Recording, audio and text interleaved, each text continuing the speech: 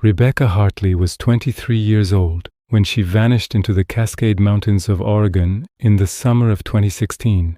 A recent graduate from Portland State University with a degree in graphic design, she worked part-time at a local coffee shop while building her freelance portfolio.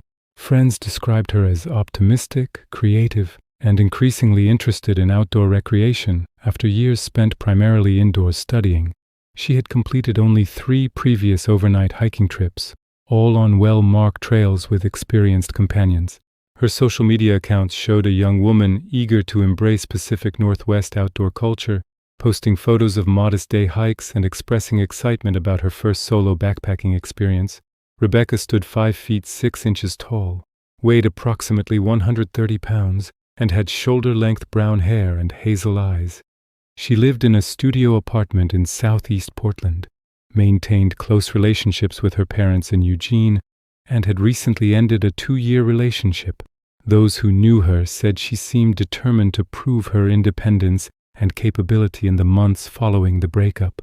On July 8, 2016 at 7:15 a.m., Rebecca Hartley drove her 2012 Honda Civic into the trailhead parking area at Elk Meadows Trail in the Mount Hood National Forest. A ranger station log shows she self-registered for a 3-day backcountry permit, planning to hike a 12-mile loop and return on July 10th.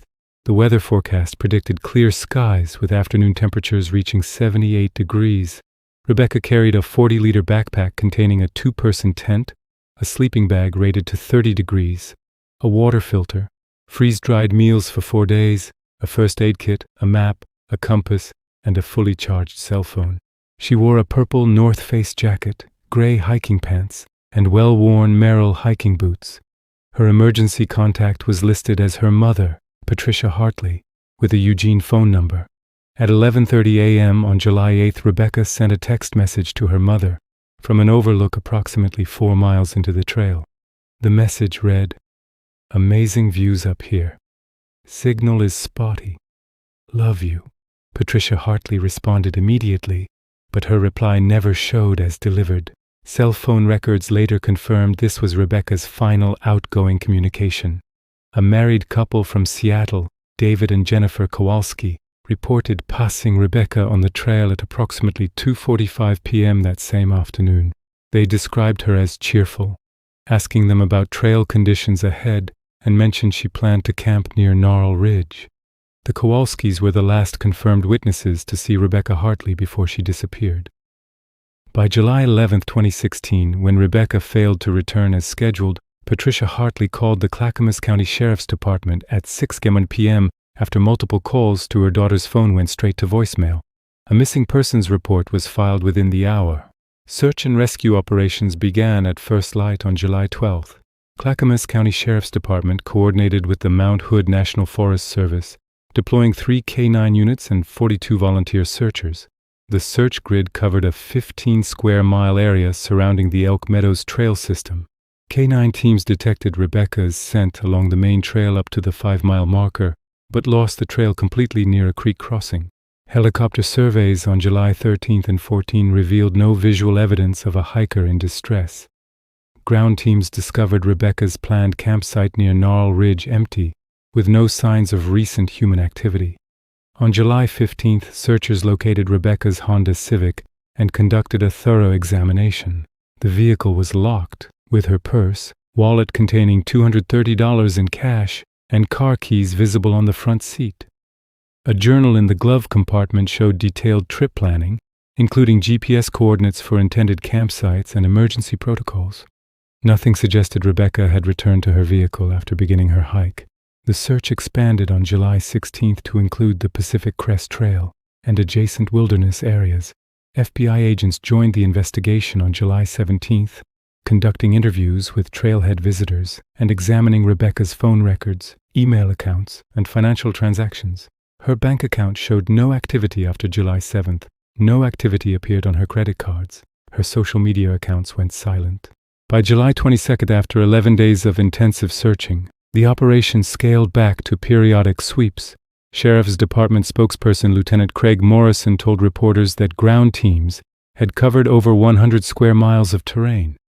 Morrison stated, "We've exhausted all probable search areas, At this point, we're looking at an extremely remote location or a scenario we haven't yet considered. The search officially suspended on July 29, 2016. Patricia and Robert Hartley appeared at a press conference on August 3rd, pleading for any information about their daughter. Patricia Hartley's statement, barely audible through tears, included the words, "Rebecca is our only child. She's a careful person. Something happened to her out there, and someone must know something." Local news coverage gradually diminished through August and September. On October 15, 2016, the Clackamas County Medical Examiner's Office issued a presumed death certificate for Rebecca Elizabeth Hartley. State law required substantial evidence that death had occurred, and the combination of the exhaustive search, complete absence of contact, and harsh wilderness conditions met the legal threshold. Patricia Hartley later described the presumed death declaration as necessary for legal purposes but emotionally devastating, like mourning someone while knowing you might still be abandoning them. A memorial service was held in Eugene on October 29, 2016.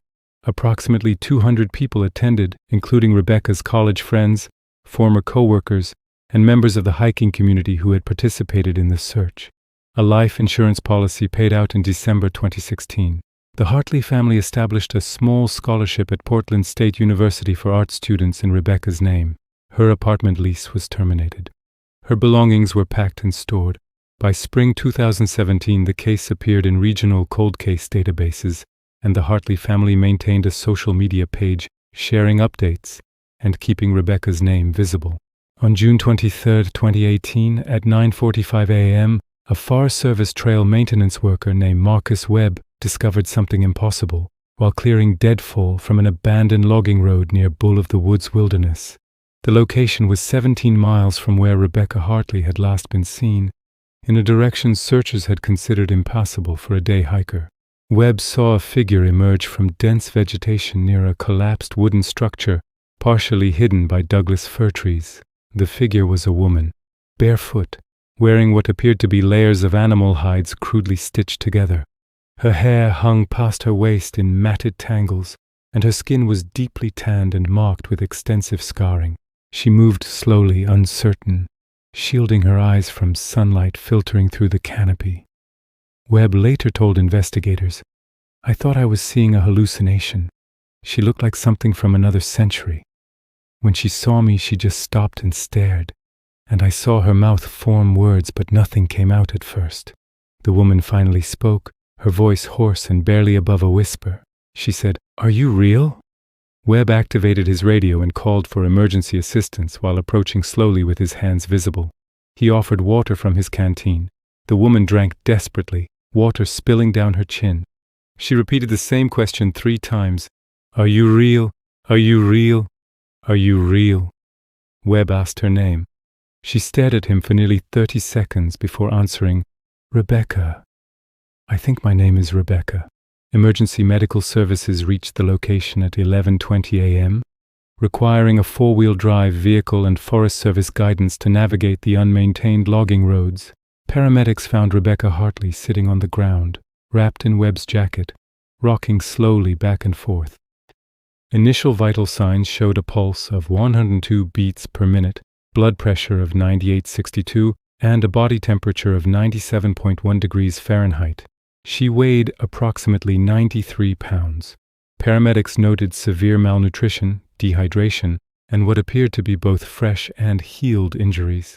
Her feet showed extensive callousing and scarring consistent with prolonged barefoot walking over rough terrain. Her hands displayed similar patterns. Multiple scars crossed her arms and legs, several appearing to be burns. She had a crude tattoo on her left shoulder blade, circular in design with symbols paramedics couldn't identify. During the 40-minute transport to Legacy Mount Hood Medical Center, Rebecca remained largely unresponsive to questions, occasionally whispering fragments that made no coherent sense. Paramedic Jennifer Carlson documented Rebecca saying, "The teacher says the purification continues," and "We work until the light approves," and "I couldn't save her. I tried. I tried." At 1 p.m., Rebecca Hartley was admitted to the emergency department under the initial designation Jane Doe Wilderness Recovery. Dr. Amanda Foster led the medical team conducting the preliminary examination. Blood work revealed severe vitamin D deficiency, anemia with hemoglobin at 8.2 grams per deciliter, and multiple nutritional deficiencies. X-rays showed evidence of 3 healed rib fractures of varying ages, a healed fracture of the left ulna, and significant bone density loss. Dental examination revealed 2 missing molars and severe decay. A full body examination documented 43 distinct scars, including what appeared to be deliberate burn marks arranged in patterns on her inner forearms. The crude tattoo on her shoulder blade appeared to be made with charcoal or ash mixed with some binding agent, pressed into wounds that then scarred. Toxicology screens came back negative for common drugs, but positive for elevated cortisol levels consistent with extreme prolonged stress. Dr. Foster's preliminary report noted, patient presents with physical evidence consistent with approximately 2 years of severe deprivation, manual labor, and systematic trauma. Psychological state suggests profound dissociation and possible captivity syndrome. Rebecca was admitted to the psychiatric unit for observation and stabilization. For the first 18 hours, she remained largely catatonic, occasionally muttering the same phrases paramedics had documented. On June 24th at 3:00 p.m., a forensic nurse named Barbara Reeves showed Rebecca a series of photographs attempting to establish identity. When Rebecca saw her own driver's license photo, she began to cry, touching the image with trembling fingers. She whispered, "I remember her. That was before." Fingerprint analysis and DNA comparison with samples from Rebecca's apartment confirmed her identity with absolute certainty. At 6:30 p.m. on June 24th, Clackamas County Sheriff's Department contacted Patricia and Robert Hartley at 7:15 p.m. Detective Luis Ramirez, who had led the original investigation, made the call personally. Patricia Hartley later described the conversation as surreal beyond comprehension, being told your daughter, who you'd mourned, buried emotionally, and said goodbye to, was alive. I couldn't process whether to feel joy or horror. The Hartley family arrived at the hospital at 10:30 p.m. on June 24th. The reunion, conducted under supervision of hospital psychiatric staff, lasted only 15 minutes. Rebecca recognized her parents but seemed unable to fully accept their presence as real. She kept touching her mother's face, saying, "You look older. Did time move differently?" Patricia Hartley told investigators, "She held my hand so tight it hurt, but she seemed terrified that if she looked away, we'd disappear." Over the following week, as Rebecca's physical condition stabilized, psychiatric evaluation revealed the depth of her trauma. Dr. Michael Thornton, a specialist in trauma psychology, conducted daily sessions. Rebecca's early testimonies were fragmented, contradictory, and marked by significant gaps. She repeatedly referred to the teacher and the compound and the work we had to finish. On June 27th, Rebecca provided the first coherent account of what happened after her last known sighting on the trail. She stated that on the evening of July 8, 2016, while setting up camp near Gnarl Ridge, she heard a woman screaming from somewhere in the forest. Without proper consideration of the risks, Rebecca left her camp to investigate. She followed the sounds deeper into the woods as daylight faded. The screaming stopped suddenly. Rebecca became disoriented in the failing light. When she tried to return to her camp, she could not locate it. Her phone had no signal. She walked for what she estimated was 2 hours, becoming increasingly lost. She stated, "I knew I'd made a terrible mistake. I knew I should have stayed put, but I kept thinking I'd recognize something, and I never did."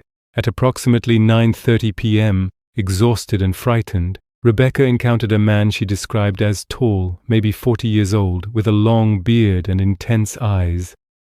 He wore primitive clothing and carried a walking stick. He told her he was a wilderness guide and knew the area. He said his camp was nearby and that she could rest there, and he would help her find the main trail in the morning. Rebecca, desperate and alone in darkness, accepted his offer. The man led her through increasingly rough terrain for what felt like hours. Rebecca realized they were not heading toward any trail she recognized. When she questioned this, the man's demeanor changed. He grabbed her arm forcefully and told her, "The teacher has been waiting for you. You were meant to find us." Rebecca attempted to flee, but the man was much stronger and knew the terrain intimately.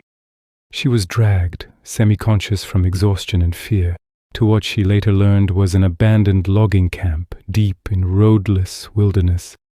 When Rebecca fully regained awareness, she found herself in a crude structure made from old logging equipment and tarps. 3 other people were present: the man who had captured her, an older man approximately 60 years old, whom everyone called the teacher, and another woman named Lisa, who appeared to be in her late 20s. Rebecca would later learn that Lisa Hendricks had disappeared while hiking near Timothy Lake on September 12, 2015, nearly 10 months before Rebecca's own disappearance. The teacher, whose real name Rebecca never learned with certainty, explained that they were a purification community, working to rebuild human connection with the divine earth. He spoke in circular, philosophical language mixing Christianity, environmental mysticism, and survivalist ideology. He stated that modern society had corrupted humanity, and that only through labor, simplicity, and suffering could the soul be cleansed. The teacher claimed divine visions had shown him that seekers would come to them. Lost in the wilderness, he interpreted Rebecca's and Lisa's arrivals as confirmation of his prophetic mission. Over the first weeks, Rebecca attempted to escape 4 times. Each attempt resulted in capture, as the captors knew the terrain perfectly, and Rebecca remained disoriented. Each recapture brought punishment, forced labor, withholding food, and in one instance burns inflicted with heated metal as purification. The compound consisted of several structures hidden under forest canopy: a main shelter built into a hillside, a primitive workshop, an area designated for rituals, and a waste pit. The teacher had apparently occupied the location since at least 2012, slowly building infrastructure and living off the land. Daily life involved exhausting manual labor, hauling water from a creek a mile away, gathering firewood, tending a small garden plot, constructing additional structures from scavenged materials, and what the teacher called spiritual exercises, involving chanting, fasting, and meditation. Food was minimal: foraged plants, small game trapped in snares, and occasional supplies the younger captor, who Rebecca learned was named Joel, brought from rare trips to civilization. The teacher maintained control through a combination of physical intimidation, psychological manipulation, and isolation. He presented himself as a prophet receiving divine instructions. He told Rebecca and Lisa they had been chosen, that their families had forgotten them, that the outside world had moved on, and that their only purpose now was to serve the community's sacred work. He alternated between paternal kindness and explosive violence. Joel, approximately 42 years old, served as enforcer and believer. He had been with the teacher for at least 5 years, possibly longer, and was completely devoted to the ideology. He performed the teacher's orders without question.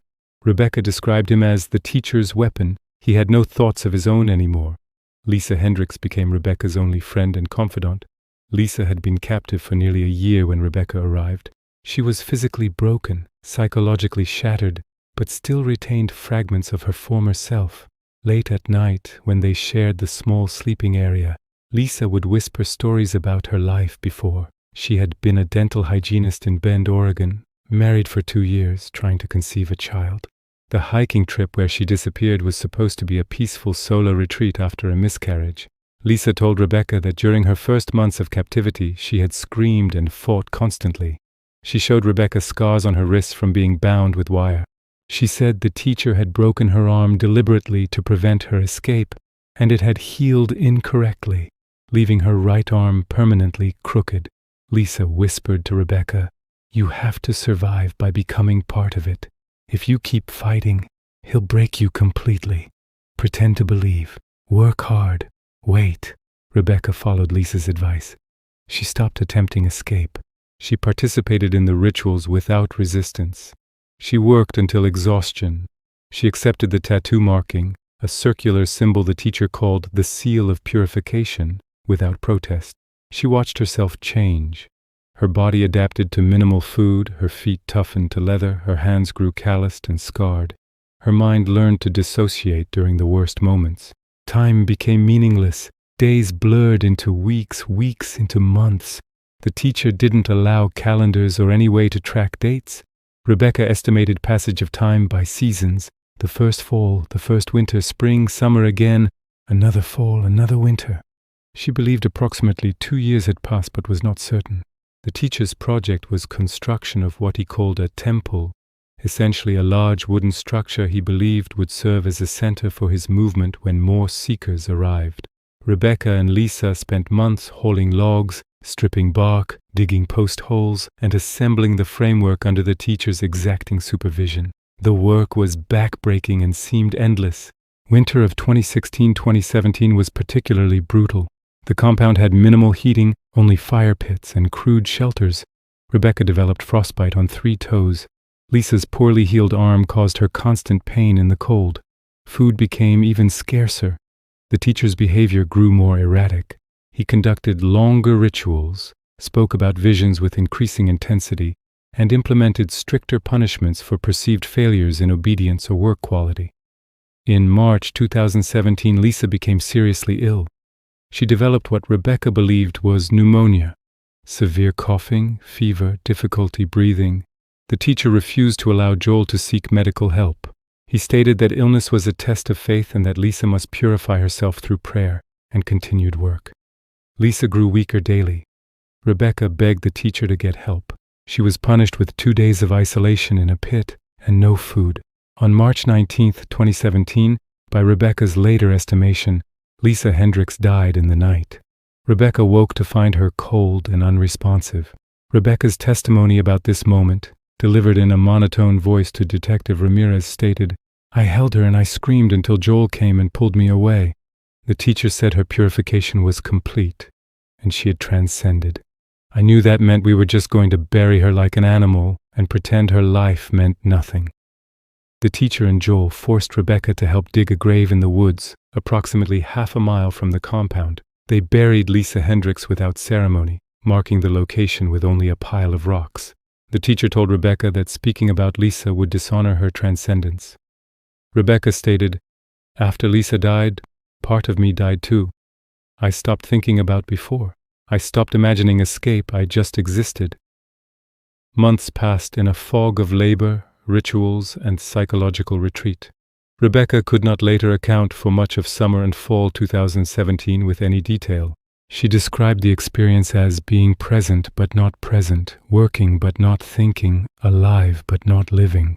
In December 2017, the teacher's behavior changed dramatically. He began speaking about an imminent, final purification and preparing for the transition. He grew agitated, sleeping little, conducting rituals at all hours. Joel seemed disturbed by the teacher's state, but remained obedient. On January 8, 2018, the teacher suffered what appeared to be a massive stroke. Rebecca and Joel found him collapsed near the fire pit at dawn, the left side of his face drooping, unable to speak clearly. Joel panicked. For the first time, Rebecca saw uncertainty in him. The teacher died the following day, never regaining coherent speech. Joel fell apart completely. His entire identity had been built around serving the teacher. He spent 2 days sitting next to the teacher's body, not eating or speaking. On the 3rd day, Joel told Rebecca he was leaving to find the others who believe and would return. He took minimal supplies and departed. Rebecca never saw him again. For the first time in nearly 2 years, Rebecca was alone in the compound. She was terrified, disoriented, and uncertain whether she even remembered how to return to civilization. The compound had been her entire world. She spent several days simply maintaining the routines, gathering wood, tending the fire, preparing minimal food from remaining supplies. On approximately January 15, 2018, Rebecca decided to try leaving. She gathered what supplies existed: a small knife, a metal pot, a tarp, and some dried food. She walked away from the compound in a direction she believed led toward lower elevations. She became lost almost immediately. For months, Rebecca wandered the wilderness in a state of profound dissociation. She survived on foraged food, stream water, and small animals she managed to trap, using techniques learned in captivity. She slept in hollow logs under overhangs wherever provided minimal shelter. She avoided all human contact, twice seeing hikers in the distance and hiding until they passed. Rebecca could not explain this avoidance clearly to investigators. She stated, "I was afraid. I was afraid they weren't real, or I wasn't real, or that somehow the teacher would find out and punish me. Nothing made sense. I was barely a person anymore." In June 2018, Rebecca found the abandoned logging camp where Marcus Webb would eventually discover her. The collapsed structures provided slightly better shelter than the wilderness. She remained there, barely surviving, trapped in a psychological state between captivity and freedom, unable to complete the final step of seeking help. On the morning of June 23rd, when Webb appeared, Rebecca later explained that something in his expression, simple human concern, penetrated her dissociation enough for her to speak. She said, "He looked at me like I was a person. I hadn't seen that look in so long." The Clackamas County Sheriff's Department reopened the investigation immediately upon Rebecca's recovery. Detective Luis Ramirez led a team of 6 investigators, supported by FBI specialists in kidnapping and cult crimes. Rebecca's fragmented testimonies provided crucial information, but also presented significant challenges.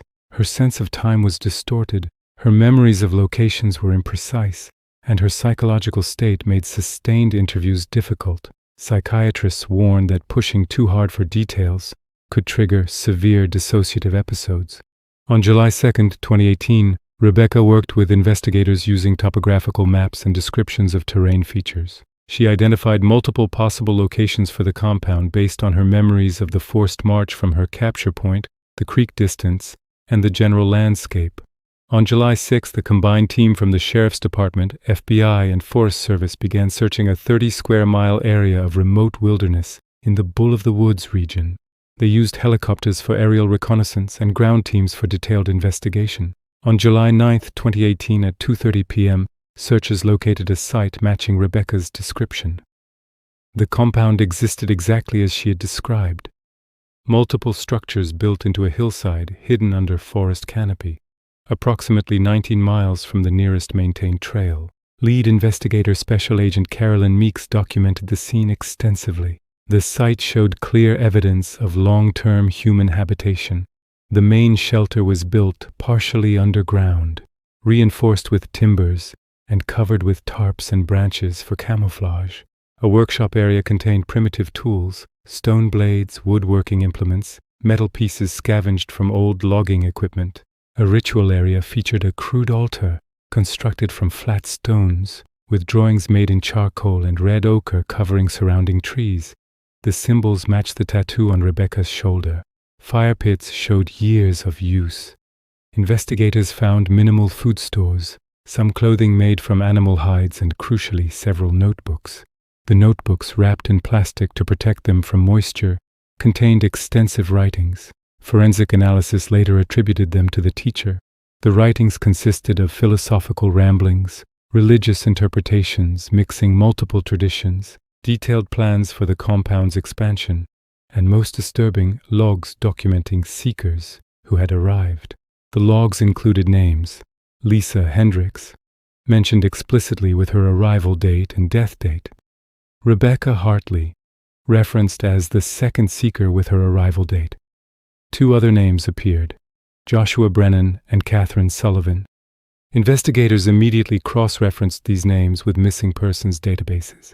Joshua Brennan, age 31, had been reported missing after failing to return from a solo hiking trip near Olaley Lake on June 22, 2014.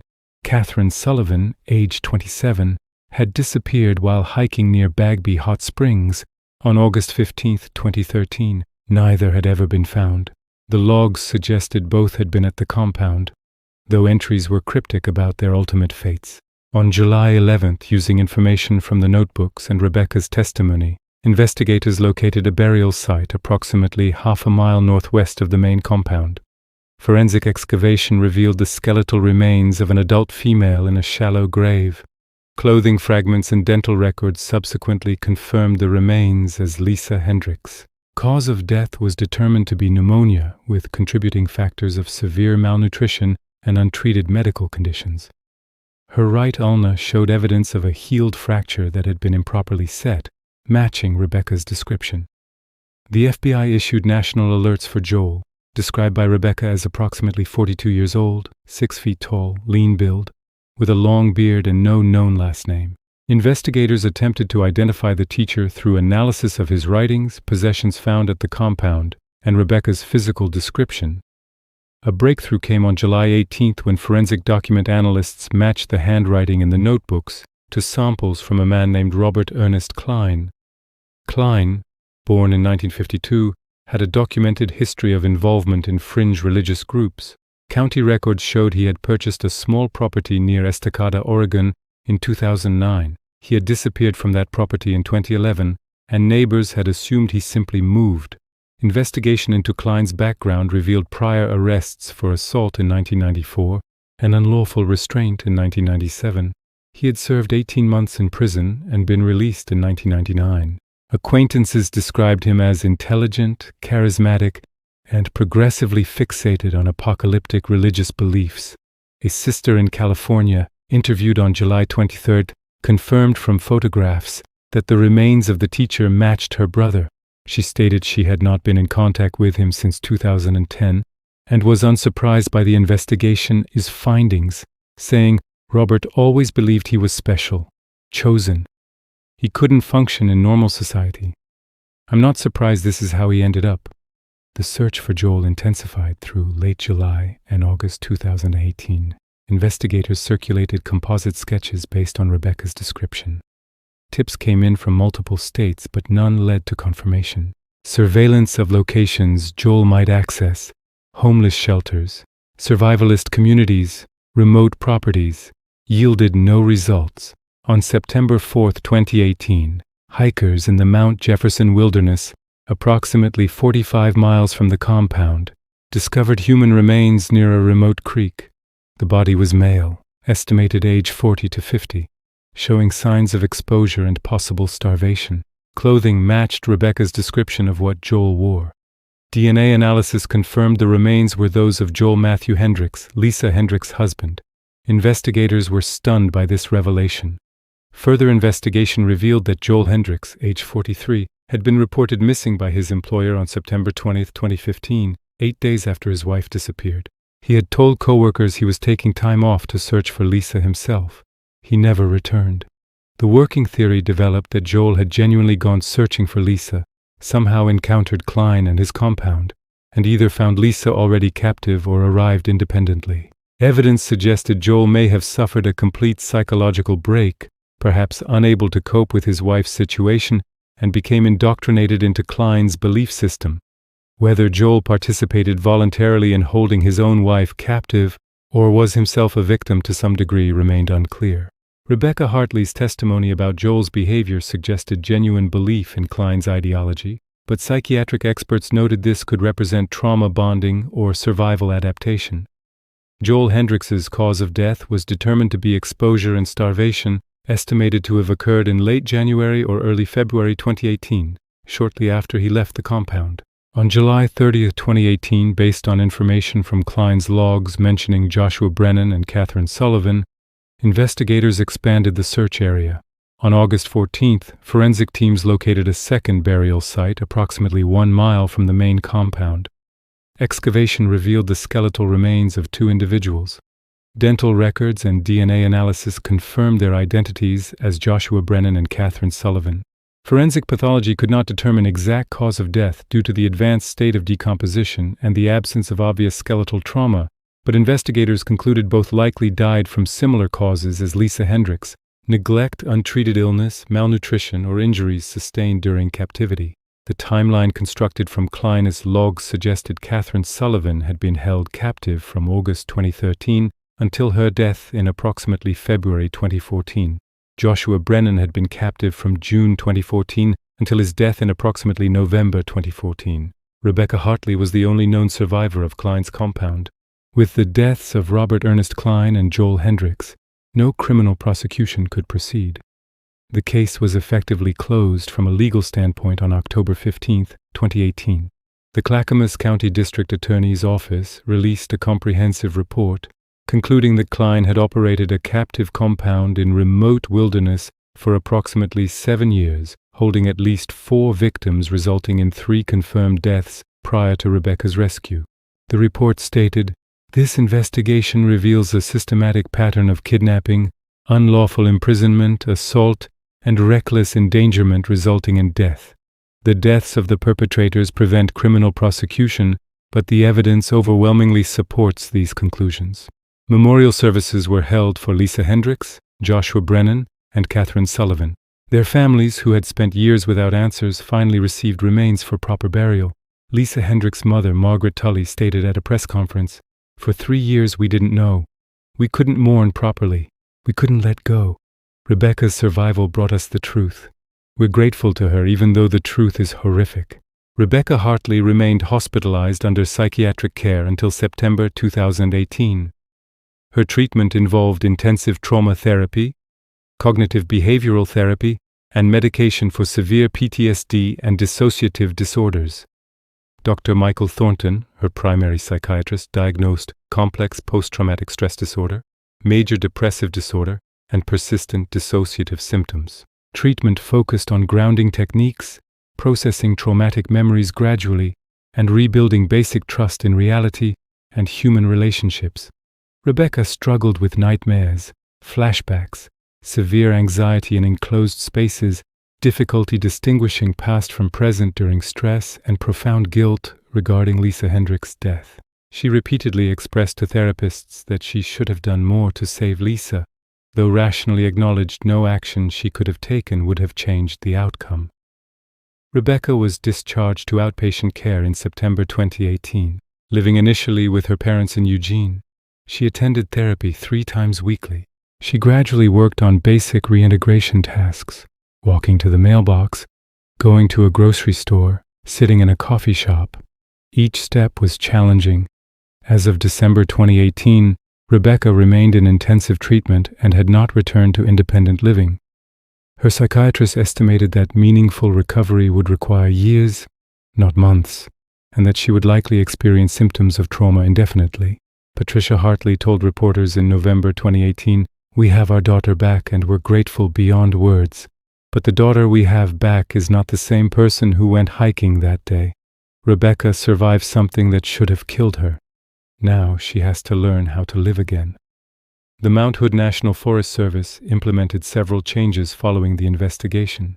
Enhanced trail monitoring systems were installed, including more frequent ranger patrols in remote areas.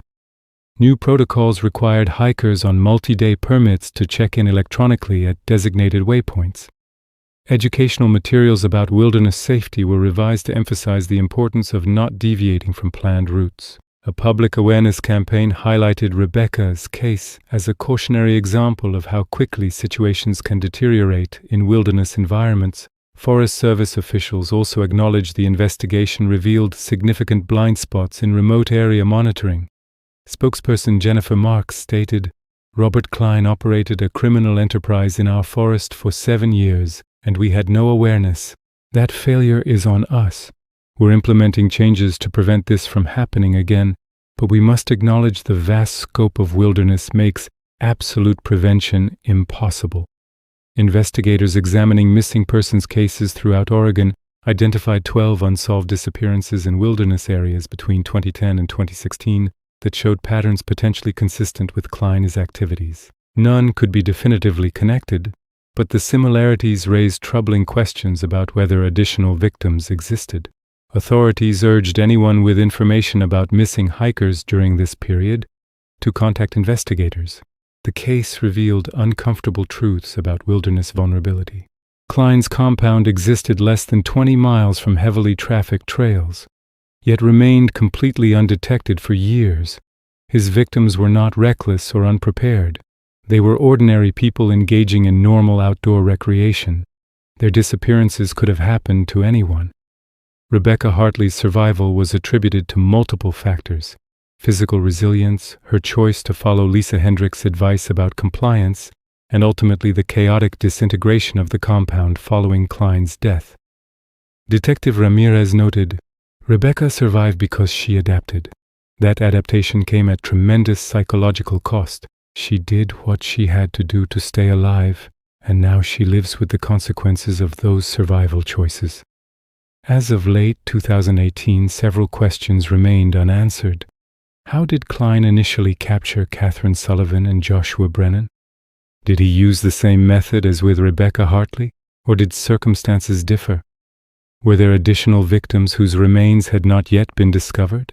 What was Joel Hendricks' true psychological state? Genuine believer or traumatized captive? Did anyone else know about the compound and fail to report it? The investigation remained technically open for these questions, though active searching ceased by December 2018.